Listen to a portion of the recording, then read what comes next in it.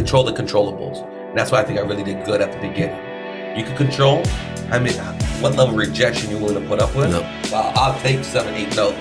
Easy. That's what separates me from a lot of people to this day. You're listening to the AZREIA Show. If you're looking for quality real estate investing information that you can trust, you've found it. Stay tuned and join the tens of thousands of members that have already benefited from AZREIA, your home for education, market information, support, and networking opportunities that will advance your real estate investing career. Hey, what's up, AZREIA family in the great state of Arizona. It is Mike and Marcus with the AZREIA Show back to you once again.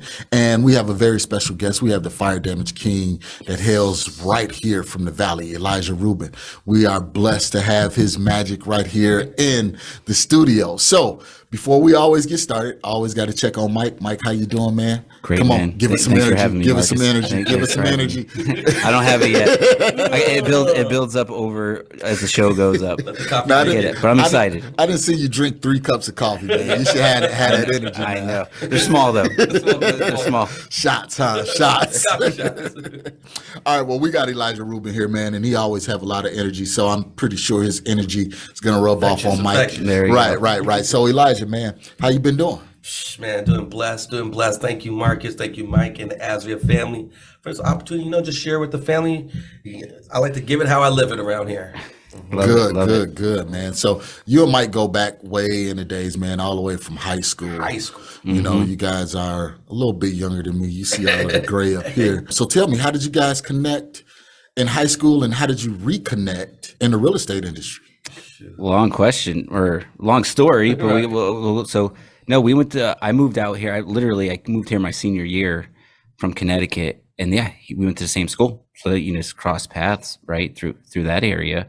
And I think that was really it. Not much. We didn't really hang out much in high school. I don't think. He's a year older than me in high school, right? Yeah. Okay. And so and people don't know, he was an entrepreneur all the way back then. He had a clothing line. He had that's right. A rap group that you was managing. You was doing your thing at that time. What? And no, for real. He was making moves, and we didn't know if he was gonna be the next young Russell Simmons over here. Okay. And I was doing club promotions at that time.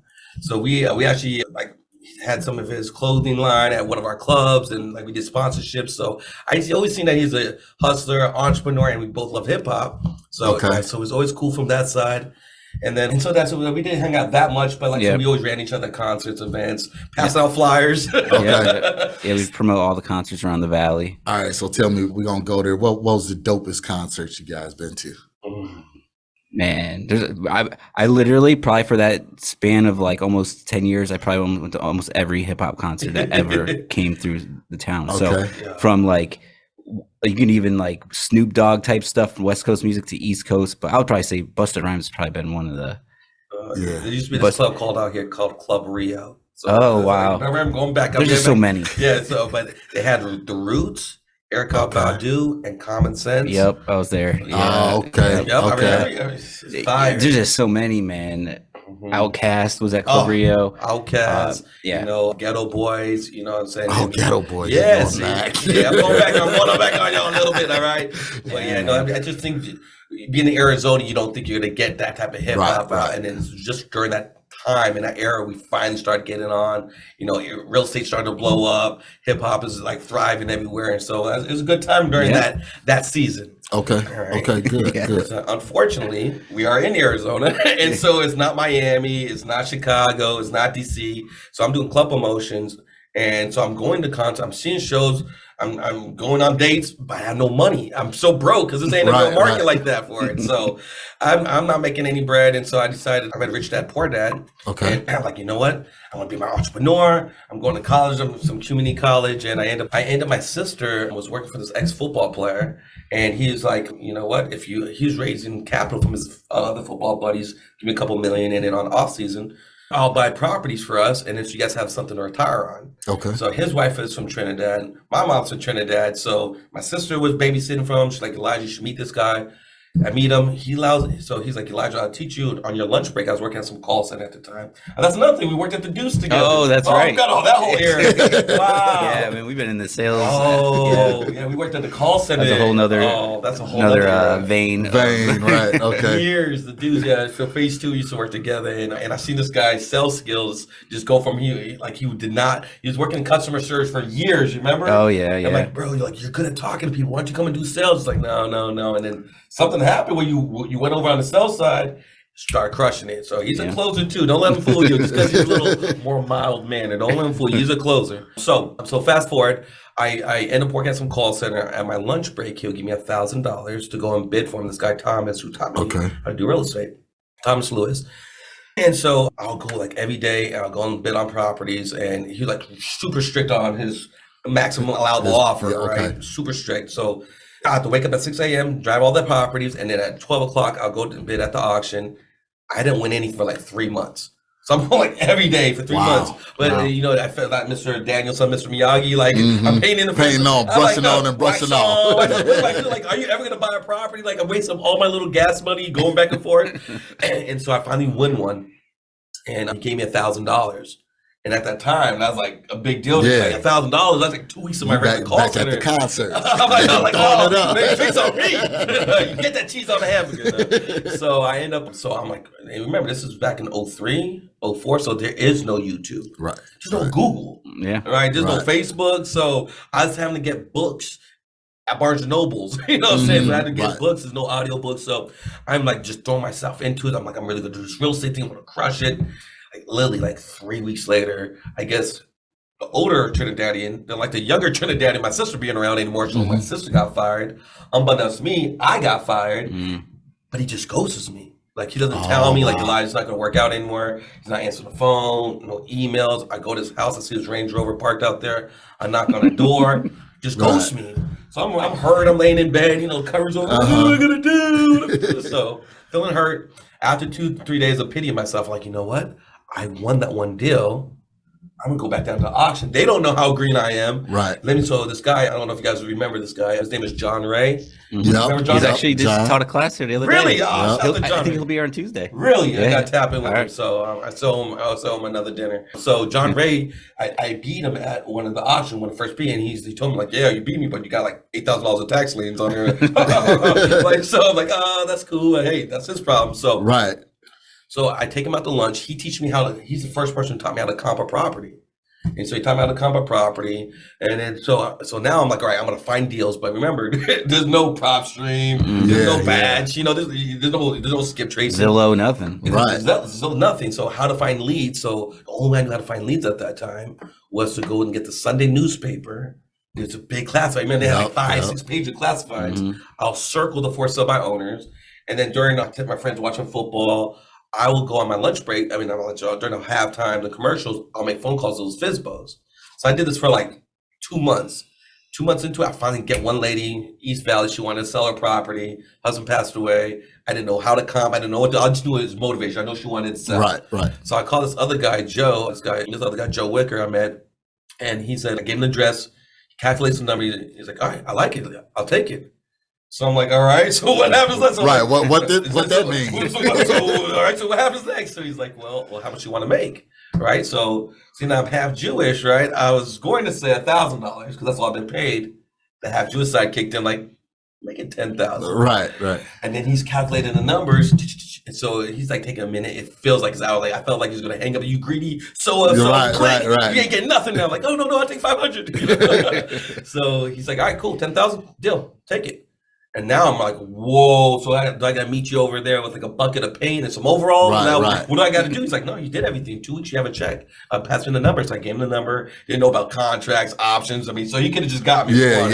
He did me solid. And, fast forward 2 weeks later, had a check there, 10 grand. Went to get the check for 10,000.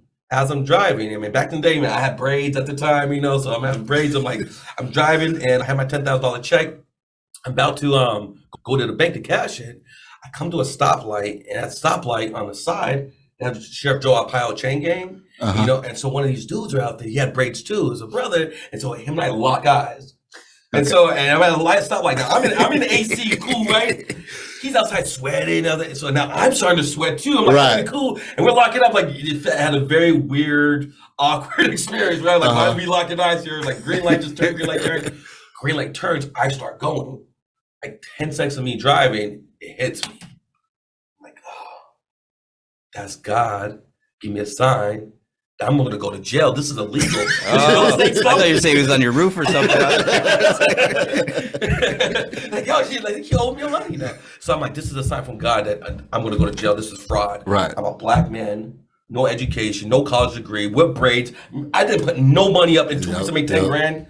No way it's fraud. Right. So my programming and how I felt about my self-worth at that time showed. And so I literally make a U-turn. I don't cash my check for 30 days because I thought I'm going to go to jail. Wow. And then, but then 30 days I had to pay rent, so I'm either going to go to jail, Right, or I'm get homeless. homeless. And that's what I thought about too. Like I went to a nice office to get the check, the title company, right? So I'm like, well, they have a nice office. They cut me a check. They're in this with me. Right. They dirty too. Then. I'm calling you. Come with me then. So I went to cash the check, and I just remember the lady looking at me, like, look at my account, do one of these, and be like, this is the biggest check you ever got before. I'm like, yeah. And he's like, well, hold on, I gotta get a manager. What you want to get on? Right. But then the manager came. He's like, all right. He said words I just never heard before. He said, Mr. Rubin. Mr. Rubin. Yep, it changes. Yes, I'm him. And he's like, how would you like your money? I'm like, yeah, give me 10 stacks of $1,000. I'm $100. I want 10 stacks of $1,000 stacks. I want the envelopes. I put them in there. Grab the envelopes. You didn't keep the money in the bank. I didn't know if they're gonna come back for it. I need to see all that cash. I'm not leaving it in the bank. I need to see all my money. So I take the cash. I put it in the front seat. I put the seatbelt over. I put the AC on it. I didn't want your cash cool. Want your cash good. And I just remember that day still vivid like it's yesterday. I just remember rolling up the windows, turning up the music, and then I just started screaming at the top of my lungs, pounding the steering wheel. Just knew that I felt like the shackles break off me. I'm like, if I do this one time, I can do this 1,000 times. Yeah. I'm never gonna work for anybody again. I'm gonna free my family. I'm gonna change generations because of this one moment. And 18 years later, 800 plus deals later, like I never worked for somebody again. Love it, man. That's good. I got a few questions. Sure. So just to kind of, one, have you ever talked to Thomas again? Yes. You did? All right. I ended up reaching out. And it's just like probably like 8 years ago. I'm like, because he reached out to me from one of my Facebook posts. Because I guess his wife was on some board and they brought me up. And so he's like, oh, I know that guy. So he was replying back. And we ended up talking like, what happened, man? Why you doing We got to heal this wound really quick. Right. We got to mend this. Mend the fence. Give me a hug, bro. No. And he's like, yeah, like, let's meet up. We'll Good. Hollywood. He was the Hollywood curve. Like, what's up with the meetup? So, but I just left it at that. So God bless him. Like I said, if he didn't play his role, if he didn't play his role in my life, I wouldn't even got that far. So I still look at it as a blessing. So he says a couple of important things during that scenario, which I've heard 10,000 times, by the way. So one, he said max allowable offer. He's stuck to his numbers. Yes. Yep. Right. So talk about that in the real estate business for people listening. Yeah, a lot of times, especially when you're starting out, I think it's so easy to bypass your maximum allowable offer because you finally talking to somebody. You spend so much money and marketing time, get hung up on, get crushed, and when you finally get somebody to talk to, that this hint of motivation. That maximum allowable offer goes out the window. I'll make it up on the next one. Maybe there's more comps, and there's not. And so, because you don't have your discipline, and you're not following that process, you don't realize the opportunity cost. It costs you, it wastes your time, wastes your effort. Clearly, he's wasting enough time and effort. That's why he's so stringent upon his rules, so that I don't waste his time. I'm not wasting my time. And unless you kind of get burnt by your time being wasted, put out properties, people like that number doesn't work, you wasted your time, and now you have to go back to the seller and say, I'm sorry, I need less, or you got to take your property back. Right. Then you start learning that, hey, trust the process. It allows you to respect your progress. And with wholesaling, you kind of have a little leeway there, right? Because you don't want to back out of deals. That's not why we do this, but like you have that risk or less risk. However, if you're listening and you're a landlord or a flipper, like he was strict, right? Like he was the buyer. It's his money coming out of his pocket. So there is no fluff. Right. These are real numbers. He needs to be. It has to be there. Right. It's not okay. I'll take 5,000 versus 10,000 on this Yeah, deal. exactly. Those margins makes all the difference for sure. And I think if being able to have that strict guidance for yourself, I think it makes a big difference. And if you start that habits when you're young, when you're starting off, it makes it easier, because a lot of times emotions allows logic to go low. All right. And when logic goes low, so does the profits. Right, you go. right.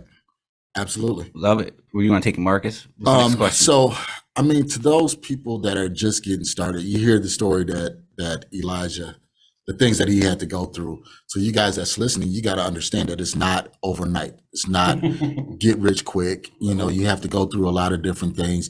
Elijah had to go through the rejection from, you know, the NFL player or whatever, and then he had to bounce back. So you guys got to know that you got to bounce back. So Elijah, after you got this 10K, right, and you did whatever you wanted to do. You know.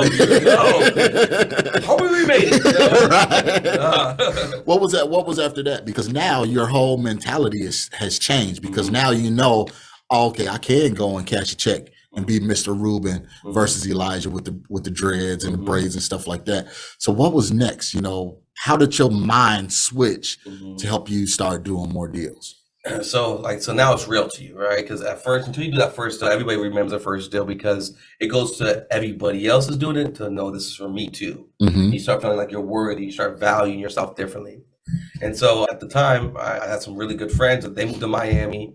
They're like, move out to Miami, like you just close this deal, you can do this out in Miami. But I knew if I went out there, my life would go on different trajectory. Right? It was a wrap. It probably won't be doing real estate at all, right? So I'm like, no, you guys went your path. I'm gonna say my path. So at this time, I started driving for dollars. Started to look around driving for dollars. I didn't really know how to find leads still. So I'm just doing the two things I know how to do.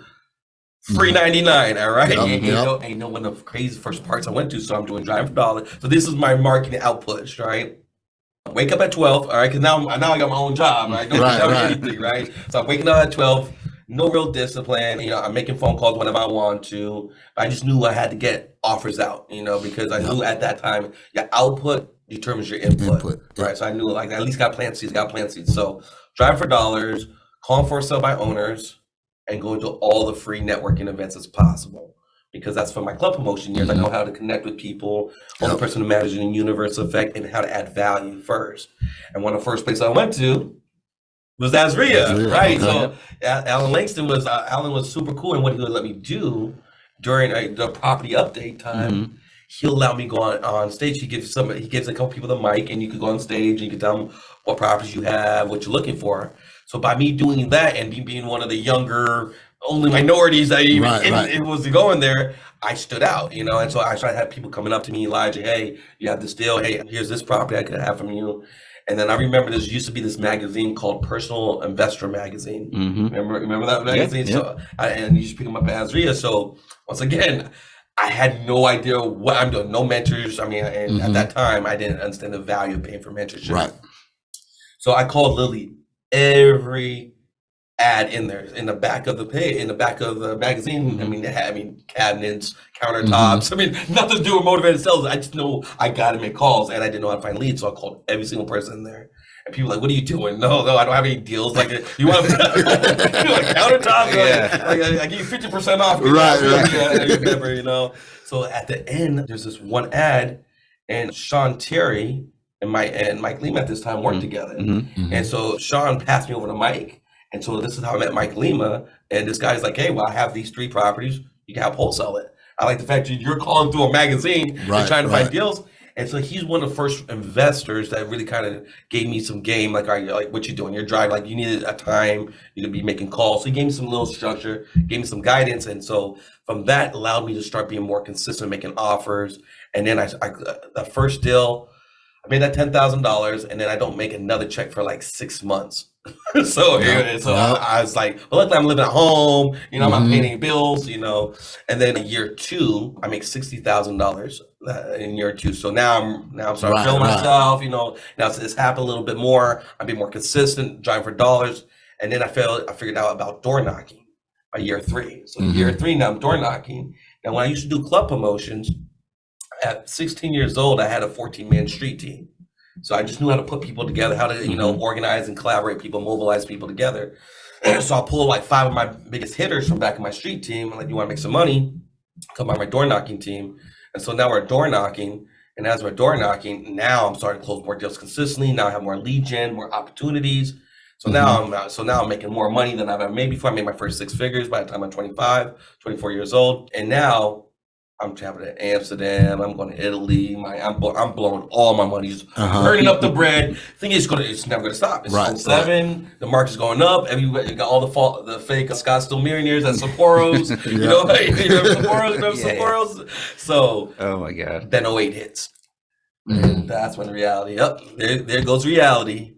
You know, and that's when it like really hit, and that made me that jolted my whole world. You know? So real quick, Elijah, before we go to 08 and how things changed, one of the consistent things that I'm hearing is just the hustle, man, just flat out, just the hustle. And a lot of people, they have that sense of comfortability and entitlement to where I don't want to go out there and door knock. I don't want to pick up the phone and call magazines and things like that. So speaking to all of you guys out there, you got to have that level of hustle. No matter what it is, this is still sales. You're still meeting people. You're still trying to close deals. So you got to do what you don't want to do in the beginning for you to be able to do what you don't have to do in the end. So you got to make sure you get out there and do some of that hustle. Right. One of the things that I didn't know you was from the Mike Lima tree. When I first moved out here, that's how I closed my first couple of deals through Mike Lima. Wow. So Shout out to Mike Lima. Right. Quiet, but deadly player out here, you know. And I actually met Marcus because he was walking a property with Mike Lima. Yo, someone get this guy Mike Lima Starbucks card. Right. So shout out to Mike Lima, True Freedom. Guys, we know you guys are out there. For sure. Yeah. And I think what you said was, I just want to make sure I double back because I think that's really good for people starting out. They don't got a lot of money. They don't got a lot of direction. They can't pay for the mentorships. They can't fly out to the conferences. Control the controllables. And that's why I think I really did good at the beginning. You could control what level of rejection you're willing to put up with. So I'll take 7, 8 no's. That's what separated me from a lot of people to this day. I take 7, 8 no's, rolls off me. Right. And I followed up more than almost everybody else in my zip code. Right. I will follow up 7, 8, 9 times. And those are 2 things you could follow up, and you could take multiple no's and have $0 and turn those conversations into cashier's checks. Those words into wires. And I think that's a big part of just being able to, one of my mentors told me, if you do what's hard in life, life will be easy. You do what's easy in life, life will be hard. And so now, you know, because of all this technology, I want to send out 1 million RVMs, I want to send 1,000 text messages, then my VA takes a call, I get my wire, so I can hop in my Bugatti and get up out of here. That's the Instagram world. It's going to be a lot of grind, a lot of disappointment, and how much rejection are you willing to go through to get to your yes? Absolutely. That's huge, man. So hustle. 2008 happens. What happened, man? Woo! Yeah. PTSD. I spent all the bread. Right. It's never going to turn off. I never made that type of money before. I had no financial, even being half Jewish, you think you'd be like, you know, you'd be a little bit more conservative. I mean, I'm burning all the bread up, and I just didn't have the discipline. I didn't have the structure. I didn't have the mindset to even really make that money. You know, and because I didn't want to pay for mentorship. I didn't want to pay for guidance. I'm like, nah, I got this. Right. And you feel like you already winning. I did this. We did this. I'm like, I'm giving no praise to God. I'm giving no support to anybody. It's all on the straight me economy. So God humbled me real quick. All right, He humbled me real quick. So, and I'm telling my sisters, like, y'all going to college, y'all being doctors. I'm gonna support you. When do you want to be retired? Right. Then 08 hits, ain't gonna borrow $10. You pookie now. On the streets. You know, so it really humbled me. I can't get deals.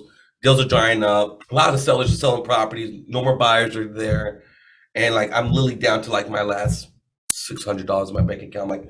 I'm looking at call centers again. Like, is the juice still open? Like, hey, you guys have a seat over there? So I'm like, I can't believe I'm going back. I can't believe I'm going. I thought the change burst, and now the change Django's coming back. And so I remember my dad taking me to meet the rabbi, and the rabbi had a friend of his who husband passed away as like a probate deal situation. He's like, well, do you know how to work probate deals? I'm like, yeah, sure, yeah, absolutely. Give me an address. So I had to go on Google and research Bigger Pockets, you know, and Dan Valentine who I met through AZREIA. He's one of the people who kind of put me onto game about how the probates work, how it's structured. So I ended up doing those 2 probates. So I realized probates are a good deal because a lot of people don't go after them. It's a little bit more complicated. You have to be a little bit more sophisticated. Started going after, so I started doing those. And so that's 08, 09. Everybody's like running for the hills. That at least gave me enough so I could stay in the game so I don't have to work for anybody. I still control my time.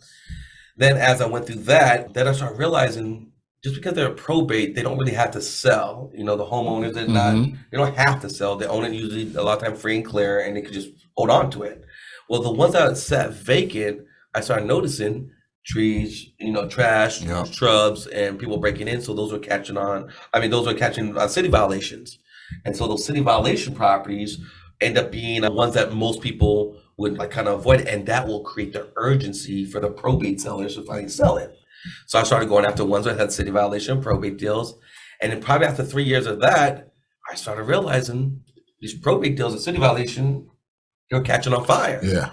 And I was like, whoa. Like catching on fire, literally, or catching on fire as you're getting momentum? No, they're catching on fire literally because people are good for it. Good point. I'm catching on fire, get my deals closed up. Yeah, okay. And I actually found out that people, the ones that sat really long, people were breaking in there, you know, cooking up whatever they're cooking, and the house would catch on fire. And so I would take, I started noticing these, and I started asking some of the OGs out here, what do you do with your fire damage properties? And they would tell me, Elijah, it's a waste of time.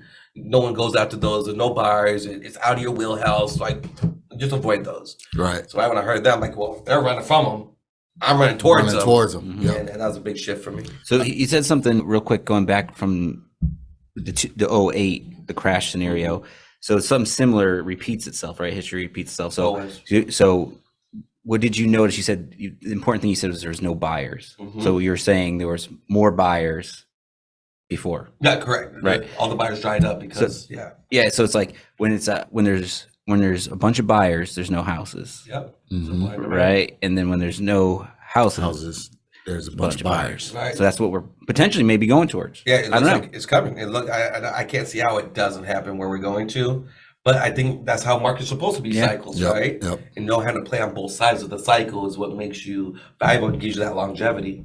I heard a good one. The further back you understand history, the further you can see forward into the future. Okay. You like that? Look at my jumping bars. You're right. The coffee's kicking in. It's kicking in. Dropping gems. I love it. So before we start going into the fire damage properties in that niche, because that's where you the king at, let's take a brief break, hear a word from my sponsors, and we'll be right back with Elijah Rubin.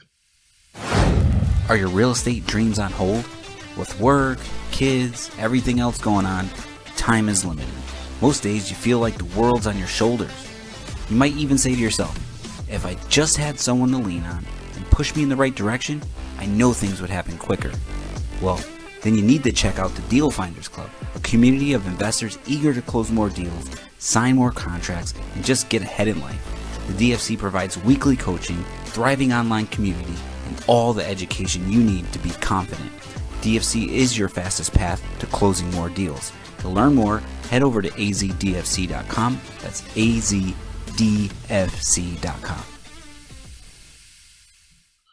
All right, guys, welcome back to AZREIA Show. We're here with Elijah Rubin. Yes. And before we left, Elijah, you were talking about the fire damage niche. And everybody knows you here in the Valley and across the country as the fire damage king.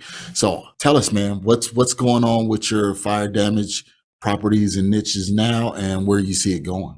Okay, yeah. No, like I said, I think the fire damage at first, I like to find things that nobody likes to go to. I kind of figured out, hey, if everybody's fishing in one pond, I gotta find a different pond to fish in with barely anybody fishing in. So if I'm not great, I still have a better odds and chance of getting more opportunities. Right.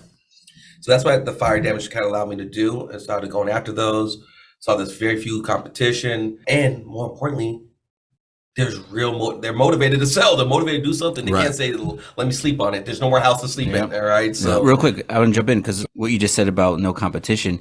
And when we work together, so if you guys ever hear my story at the classes, like first year I did 30 deals, second year 30 deals, was teaching wholesalers how to do wholesale. It was first 6 months because I was listening to him.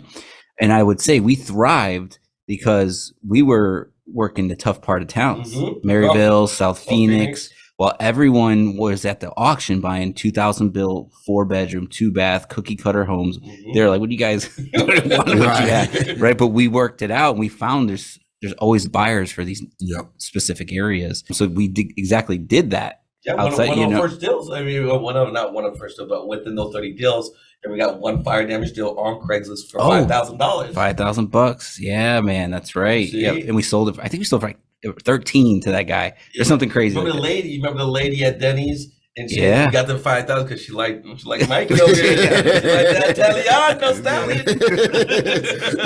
So we got that good price. You got that good price, you know. And so, but yeah, just lower competition, higher sophisticated numbers, so it scares your competition from what you want to attempt it.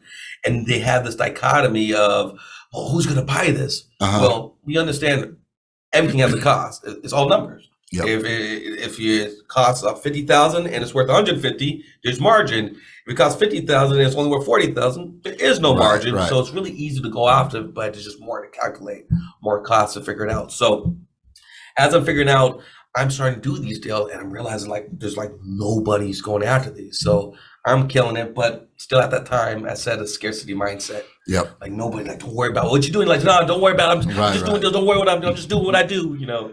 Mm-hmm. Then fast forward, I'm doing more of these, and then I run into one public adjuster. The public adjuster kind of puts me on the game, about the insurance money. And he told me, hey, 80% of the time, the homeowner's only getting 80% of the insurance money. They don't know about it. And so you could go back and help them get some of the insurance money. And they keep whatever initial insurance money was offered to them. And then we split whatever new money we happen to find for them. Okay. And if we don't find a penny, they don't pay us a dime for our time. But if we do find extra money, that's another check on top of whatever you wholesale fee. So once I saw that, I'm like, no way. And then so now I'm figuring out how to make 2 to 3 checks on one deal. And now I'm like, so I'm able to close less deals with less competition and make more profit. I'm like, I'm going to be a millionaire. This is on. It's going to do it. So I start crushing it more. And then a lot more people start asking me, hey, what's up with this fire damage deal? What's going on with these deals? I saw that people tell to come to you for it. And at the time, Jennifer, shout out to Jennifer, mi corazon. She's like, Elijah, we're feeding our family and we're doing well these fire damage deals. And if you don't start move from a mindset of abundance, sharing these and letting people know what you're doing, giving other people opportunities, God's not going to keep our cup full if you don't start pointing other people's cups. Yep.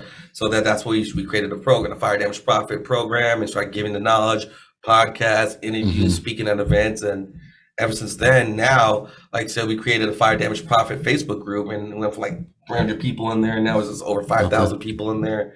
I started branding myself as a fire damage king. And so we was just on a plane flying back from Philly. It's like, hey, fire damage king. You're like, nice. Yeah, hi. What am I supposed to say? Gotta lead. Gotta lead. What you got? So it's just seeing that a lot of people now aren't overlooking these anymore. They're not scared of it. We created awareness around it. Well, I'm going to tell you a quick story. And I never told Mike this. I never told you this. Exclusive. Back in 2012, 2013. Okay. I got a call from a person on 17th Ave and Montecito. Okay. Got there as a fire damage property.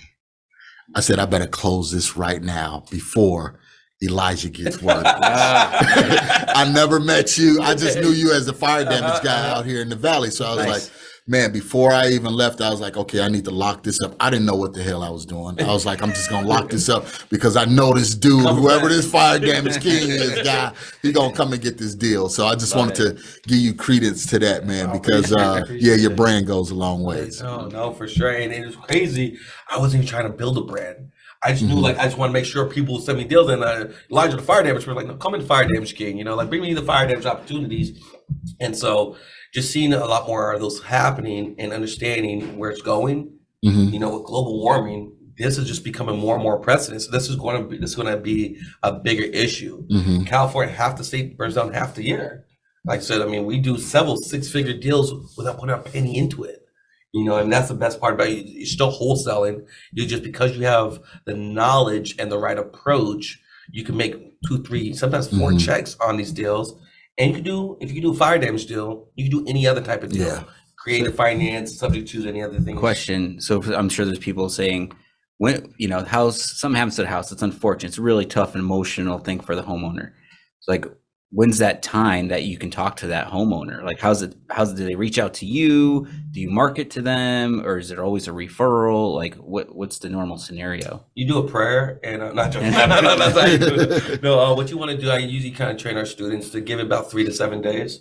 3 to 7 days. You don't want to be the first person there, because I highly recommend to go to a fire damaged property right when it happens, just so you can see the psychology of what the seller's going through. Yeah, I can imagine. Right? I mean, you got so many people coming out there. You got the board up guys, you got the fencing guys, you got the adjusters, you got the restoration guys, the fire department, the neighbors, and then you got little Abuela in a robe and her kids, and your life doesn't stop. Right. Because the fire happened. You still got bills, you still got parent teacher conference tomorrow. So they aren't ready to say, all right, who can I talk to about this? They're like, how do I get my kids back to school tomorrow, and I need someplace to sleep tonight? Yeah. So we tell them wait 3 to 7 days until you get more seasoned, and then you reached out to them. And we really teach people how to be not just another wholesaler or a generic investor with cash. You can't treat these as you treat a probate deal or a foreclosure deal or divorce deal. You really have to become more of a trusted advisor. We teach these people about the 3 E's, about how to, and you want to empathize with people, you want to educate them, and you want to empower them. Okay. And once you do that, you shift from thinking about what's in it for me, let me make sure I add massive value to you. So now you have somebody who's beating your David versus the Goliath in this situation. Good answer. Hey. Yeah. So, and if you go to Facebook replay on our AZREIA page, you did a presentation about the 3 E's, talks about fire damage. That was pretty cool. So look for the Lunch and Learn with Mike and Elijah Rubin on there. So what else? So what are you doing now?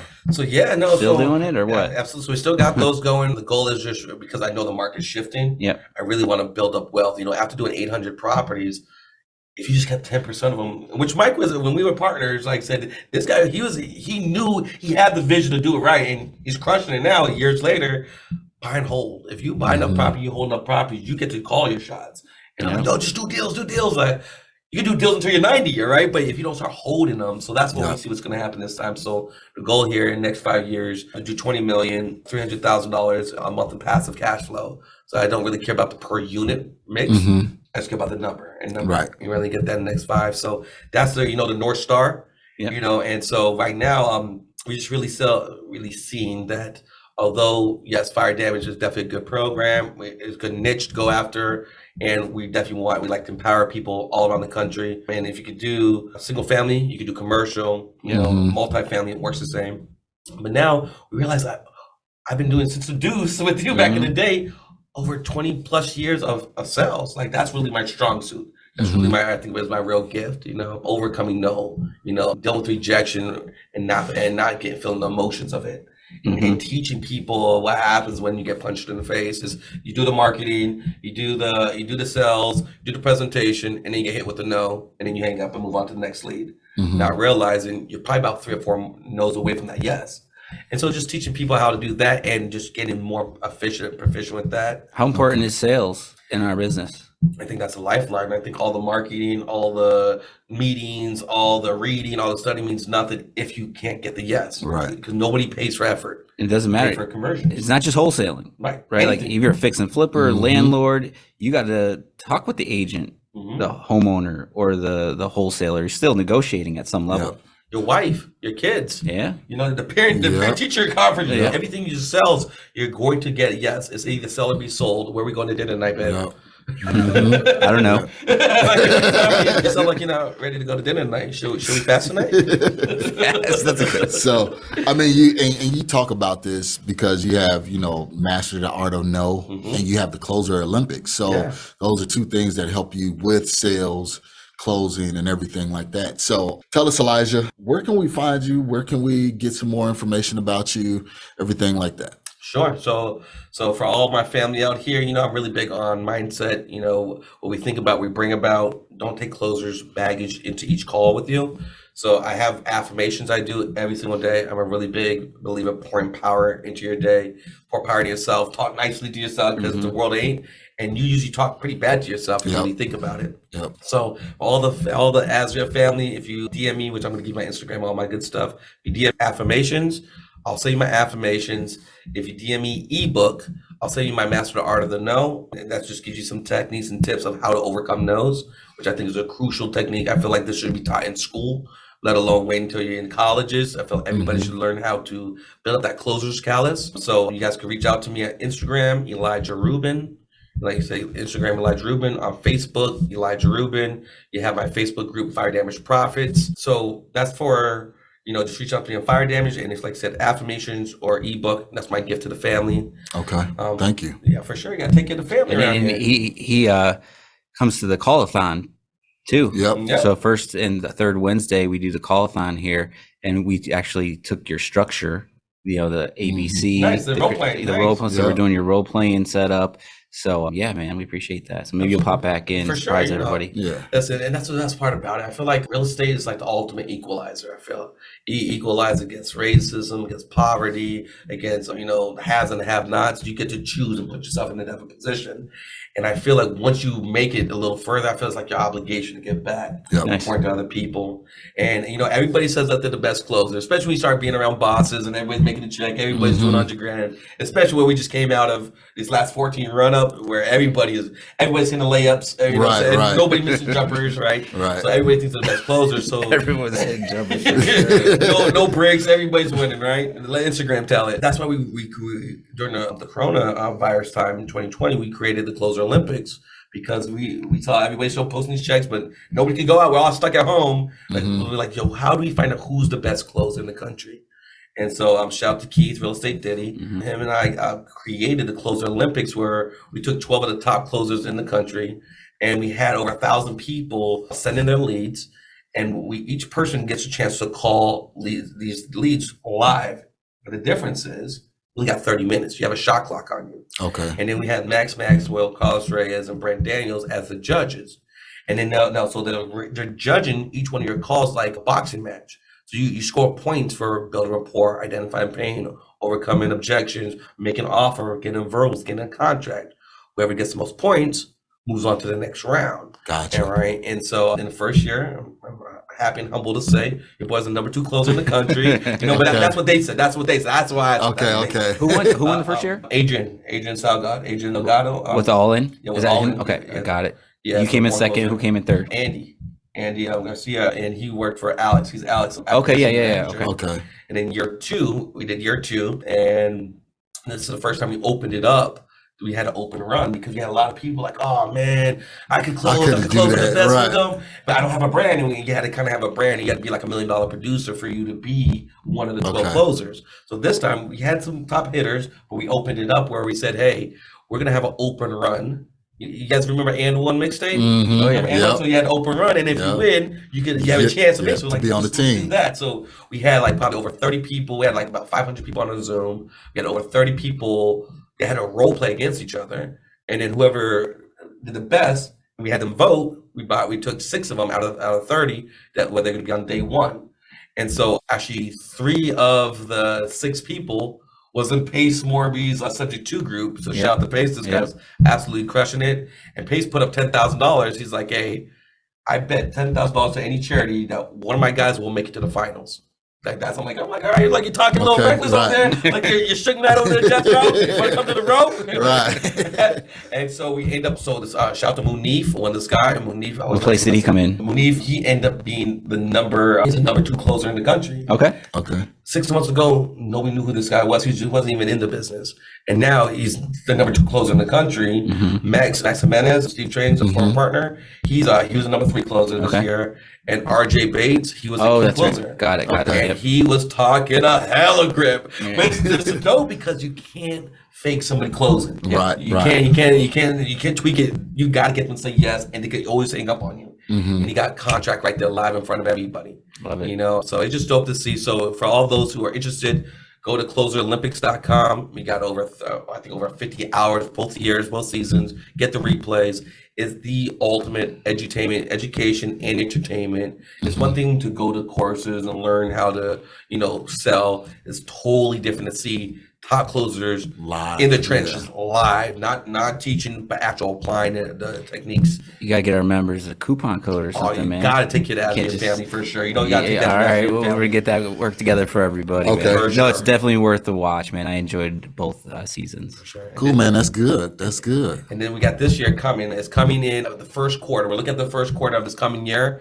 So those who are interested, who want to put your name in the hat, we're gonna have an open run. Make sure you reach out to me. And like I said, we just put on for the closers, and we're gonna go to other industries outside of just real estate too. You know, Gotcha. we're gonna do a couple more Love it. years of real estate, so we gotta get AZREIA as sponsors too.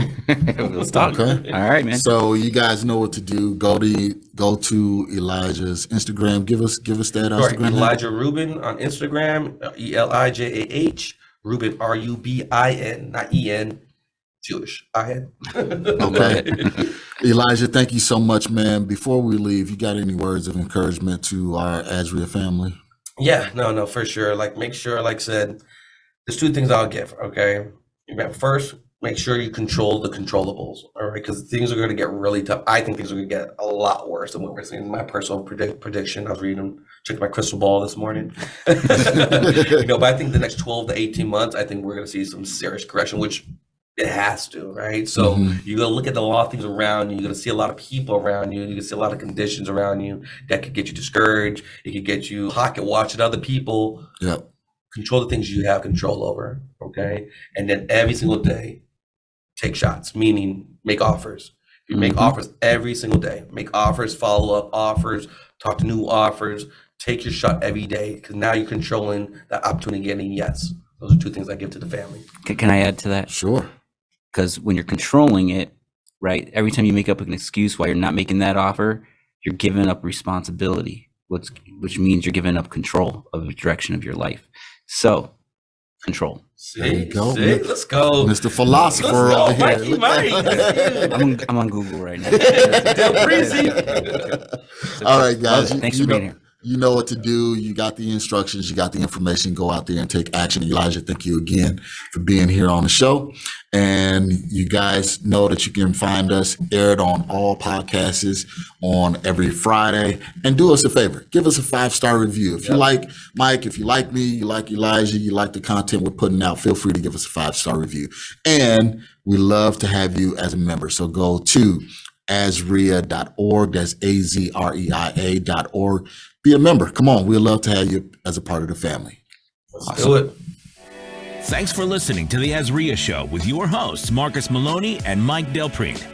We hope you enjoyed this episode. If you found this information valuable, head over to AZREIA.org and learn more about our community.